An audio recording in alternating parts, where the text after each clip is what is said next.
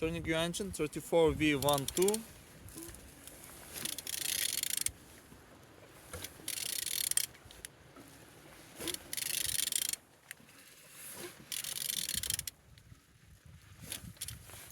Turning good. At the front engines looks good, as you can see.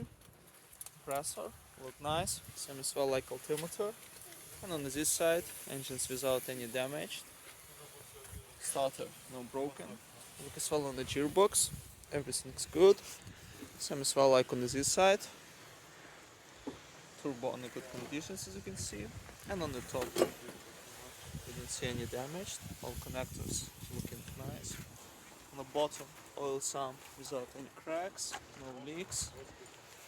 And turning your engine 34V12.